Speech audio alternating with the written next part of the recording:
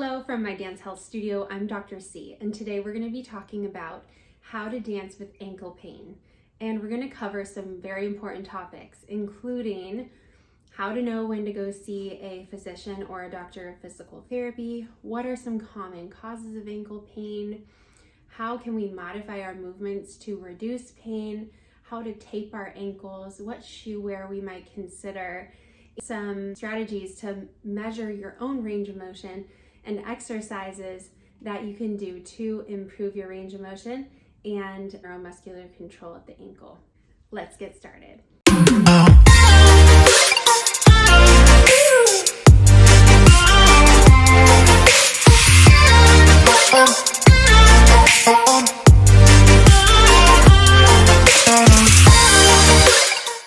Okay, we have a lot to dive into. If you're asking me, how do I dance with ankle pain? The answer is don't.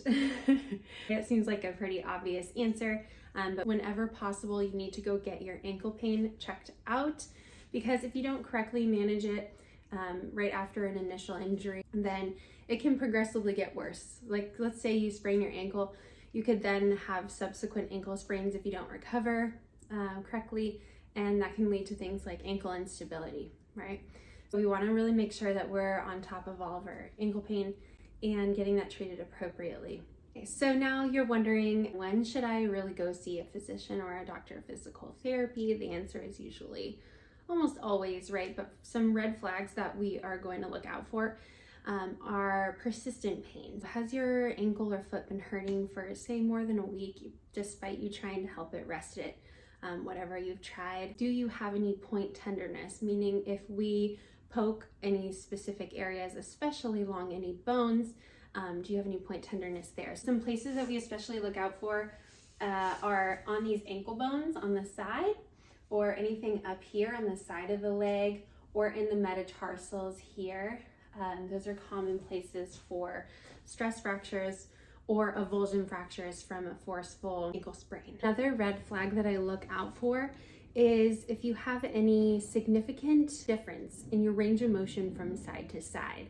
So let's say your right foot flexes like this and your other one goes like this, or your point on one side's like this and the other one's like this. That can sometimes predispose you to having injuries if you don't already. So it's really important to measure what your ankle range of motion is and then address it if you have any issues. We will get into how to measure our ankle range of motion later. Another obvious but important sign to look out for is any bruising, swelling, redness, what have you. Make sure you get that checked out. If you don't currently have a dance physical therapist in your area and you're a California resident, you can always book with me. I do online and in-person sessions. My website is dancehealthpt.com, and you can book with me online. I'm always happy to help you out. That being said, let's dive into why we might have ankle pains. The first is that you have an acute injury, like something just recently happened where you rolled your ankle, or you landed funny, or something fell on your foot, or you came out of a jump weird, or what have you. And then the other option is more of chronic pain, where that injury is not treated correctly, and then it becomes a persistent problem greater than 3 months. Some common injuries that I see on the medial side of the ankle, which is this inside of the ankle, include Achilles tendonitis, shin splints, flexor hallucis longus tendonitis, tibialis posterior tendonitis, and tarsal tunnelitis. A lot of these things are itises, as you can see. They're inflammation or irritation of those tendons that go along the inside of the foot. And this can happen a lot to people who have really mobile feet or very flat feet, or both, right? So if your arches are really dropping, you're pronating a lot more, you can get a lot more stress to those medial structures, and over time that can cause irritation. If you're getting pain along the outside of the ankle, this is usually secondary to an ankle sprain. An inversion ankle sprain is the most common, where you roll your foot out like so. Pain in the back of the ankle is usually due to, again, Achilles tendonitis, or it could be a bone spur or sometimes people have a little extra bone in the back of their ankle. So if you notice a drastic lack of range of motion at the ankle and you have pain and pinching in the back of the ankle, then sometimes you have what's called a posterior ankle impingement. The other thing we want to look out for, especially if we have posterior pain that's in the back, can sometimes be an Achilles rupture. So the way that you would check for that is you just relax your foot and you squeeze the calf, and the foot should move when you squeeze the calf. If you don't get movement, usually it works if you're sitting down better. But if you don't get movement, sometimes that can mean you had an injury to your Achilles. Pain in the bottom of the foot, anywhere from the heel forward, is usually due to what we call plantar fasciitis. And sometimes you can get even just like a movement dysfunction of some of the joints. And you have a lot of joints that go into doing releves and tendus and plies all the time. But if you get a movement dysfunction within the joints, that can also cause some pain. Now, when you are considering all these diagnoses, obviously there's a lot that goes into getting the correct diagnosis. So again, make sure you go see a dance DPT or physician. Okay, moving on to modifying, because I know that some of you are going to be continuing your dance classes and you're wondering, okay, what should I do about this? What we can do is reduce some of the impact forces, some of the torsional forces, or if you're lacking pointing and flexing, then reduce some of the releves that you're having to do. So that means take a break from doing some jumps, especially one-legged jumps. Sometimes promenades can be painful if you're having any instability in the ankle. As I said before, releves can sometimes be problematic. Worst case scenario, you can just kind of flex the foot as you do bar, maybe take a break from point, and then ease your way back into those things when you're able to safely load the tissues again after the pain subsides. Some other modifications you can make include shoe wear. So if you just generally have achy feet and ankles, which what dancer doesn't, you can get these really cool flip-flops that massage your feet. I'm not even kidding you. They are like heaven. So I wish I had these when I was younger. During Nutcracker season, my feet would be blistered and hurting so much I can't even wear closed-toed shoes.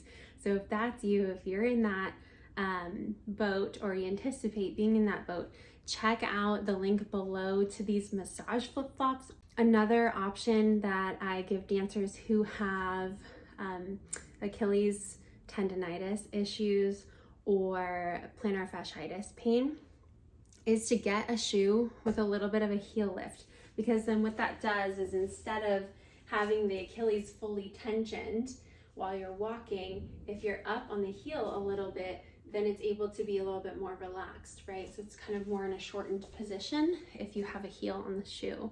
So I tell dancers to check out these Danceco shoes that I have linked below, and I really love these because they have the heel, but they aren't super ugly shoes. They actually are really in style, and they match a lot of the trending shoes. So it's great for my trendy dancers who still want to look cool, but also take care of their feet. Okay, now one thing that I didn't mention earlier, because it is more of a forefoot issue, is if you have bunions or pain in the big toe or lack of range of motion in the big toe, getting a rocker bottom shoe can sometimes be really helpful to relieve any irritation in that joint when you're walking. Because if you are walking and you have stiffness or pain in that first joint, every time you step over that joint, you're having to bend it and it can irritate it. So if you get the rocker bottom shoes, then you can just kind of glide over that joint without irritating it. Another tip that I'm going to give you that you might not like is try not to walk like a duck, right? So a lot of dancers get out of class and they're walking around like this, right? You know what I'm talking about. What that does is it puts a lot of pressure on those medial structures of the ankle and in the bunions. So as you can see, if you're pushing off of the middle of that foot all the time, which we do enough in class, but man, that is really jamming that big toe back into the side. It actually kind of hurt. The normal toe out is 5 degrees-ish. Depends on the person. So you don't have to walk like this, right? But just have a little bit of toe out, nothing too crazy, and that'll help reduce pain in the bunion. Okay.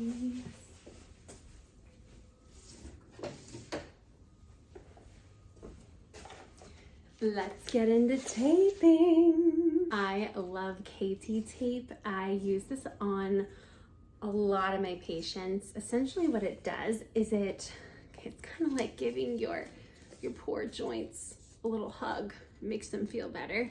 It also pulls some of that inflammation out. It helps support the joints in the way that they need. I'll show you how to tape for an ankle sprain, and then I'll also show you how to tape for those of you who pronate and have that really flexible or flat foot.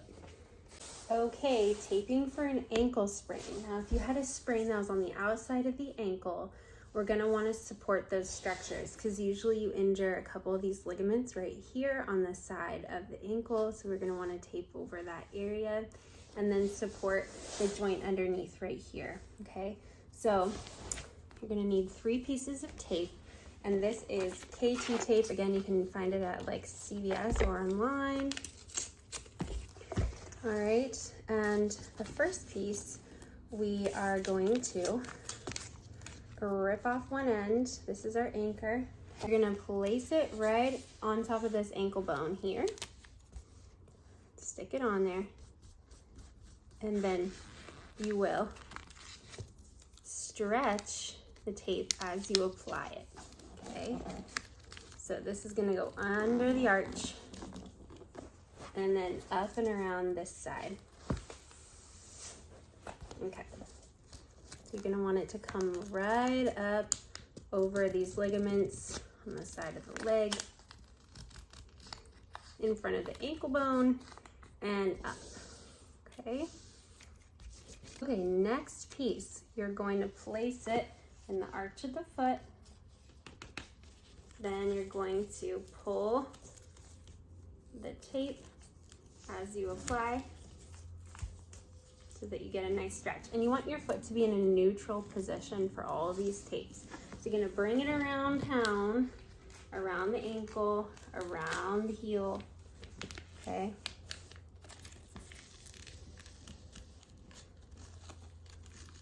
And up over the ankle. And no stretch on the last little bit, just press it down. And one more piece. Same thing, but inverse of the last one.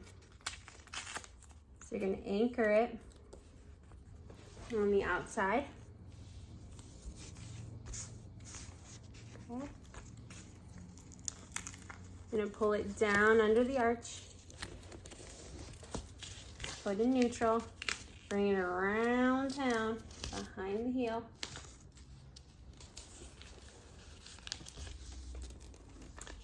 And up. No stretch in the last little bit. So apply it there. Okay, so now as you can see, I have this lateral side of my leg supported. My heel is supported. It feels nice and stable. But what I love about the KT tape is it's stretchy. So you can still point, you can still flex, and it's, you know, it's not gonna restrict your ability to take class, but it's gonna offer a little bit of support, and it's also gonna help pull some of the swelling out of the joint. Okay, now if your issue is you have really bendy feet, they pronate like this, and you wanna support them, you're gonna do the same situation for taping, but you're gonna start the tape on the opposite side. So you're gonna have it on the outside of the ankle, you're gonna wrap it under the arch, and then up on the medial side. And then you can do the same heel tape as before. This will help lift the arch here on this inside, hopefully relieving some of these structures on the inside of the foot and in the arch of the foot. Okay, time to measure our ankle range of motion. I do this a lot as a physical therapist, and you don't even need any special equipment. I would just download an app. It's called a goniometer app, and I use one that's called Goniometer Pro. And the reason why I like the Goniometer Pro is because it doesn't just measure movement this way, it also measures movement this way in the transverse plane, which we need for our ankle range of motion. So if you want to download the app, they have a basic version that's free, and you can measure all your angles. What's cool about this, guys, if you're nerdy like me, you're going to appreciate that you won't just be able to measure your ankle, but you're also going to be able to measure your midfoot and your forefoot mobility. So your point really is made up of 3 different areas: the ankle, the midfoot, and the forefoot. So by measuring this, you can see maybe left foot, I'm getting a lot of my motion from my ankle, and right foot, I'm getting a lot of motion from my midfoot. That would be interesting. We'd want to see why and see if we can balance it out, right? Okay, so here we go. Let's measure our ankles. Okay, so the goniometer app that I use is this one. It's called Goniometer Pro. And the way that it works is it has to be completely still. You can choose what setting if you want to measure side to side or if you want to measure up and down motion. So first we'll measure up and down, and then the phone has to be completely still when you start it. So what we're going to do is measure our rear foot and our midfoot together as one. So the rear foot is the heel bone and the ankle bone, and then the midfoot are a group of little bones in the center of the foot. So we'll measure those together by putting the goniometer between this bump on your ankle and this bump on the middle of your foot. From here to here is going to be what we're measuring. All right, so you're going to start with the goniometer against your foot and hit start. It says begin, and then you're going to point your foot, and again it's going to rest between this bone and this bone. It will stop on its own once it's still. Okay, and the measurement here is 96 is the measurement that we got here. Then the next measurement that we're going to take is between that midfoot and forefoot. So here's the midfoot, here's the forefoot. We're going to measure this angle from here to here. So from this bone in the center of your foot to the knuckles of your foot. Where it previously was, hit start, wait for it to start. Once it says start, you're going to slide it down between these two joints and get your reading there. The result is 11 degrees. So we're going to read this second one, and that is going to be the angle from here to here.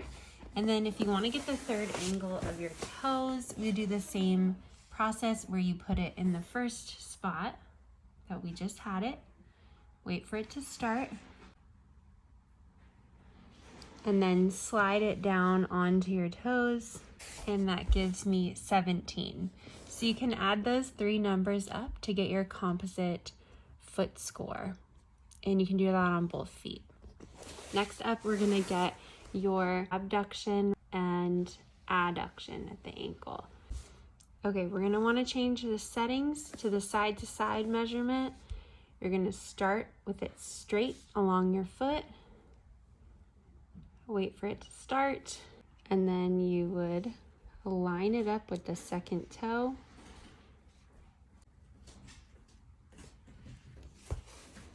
And use this number, 18. Same thing going in.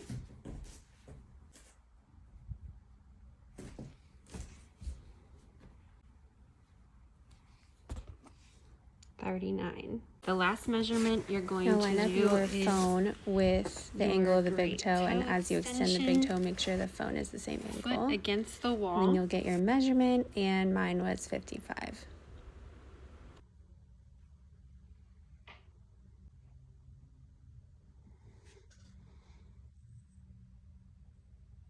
To measure your ankle flexion, you're going to put your toes to the wall and your knee to the wall, and then see how far back you can scoot your foot without your heel popping off the ground and your knee staying on the wall.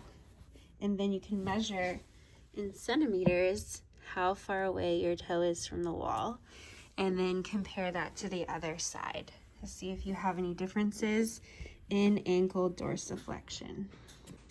Okay, the moment you've all been waiting for, exercises. What I don't want to do is go over just kind of some basic ankle strengthening, because I feel like dancers know that. They know how to releve, they know how to use TheraBands, right? What we need to be doing is retraining, re-educating the ankle, especially in ankle sprains, but also with any sort of pain that is prolonged or movement dysfunction, sometimes we get a lack of proprioception. We have a lack of neuromuscular control, meaning how those nerves are communicating to the ankle to stabilize, right? What we need to do is then go back in and re-educate and re-optimize that pathway of nerve to muscle connection and nerve to tendon connection, right? We also need to appropriately load the tissues that were damaged so that they can reform in the correct way.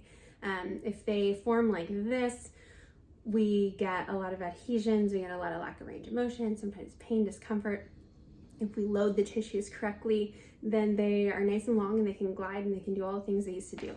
So what we're gonna learn next is neuromuscular re-education of the ankle and foot, and this can be used for almost any ankle injury. I especially use this for my friends with ankle sprains. So what you're gonna do is just click on the link to my free PDF of ankle exercises, and when you're on the PDF, you will get links to videos of how to do those exercises, as well as description of the exercise and photo of the exercise.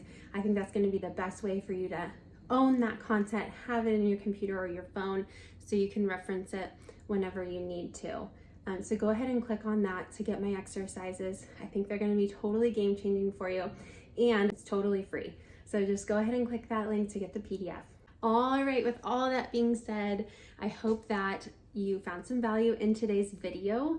If you learned something or if you appreciated this video, please give it a like and also subscribe, because I'm going to be making a lot more videos on dance health topics just like this, and I don't want you to miss out. It's so nice to connect with you. Happy dancing and be well.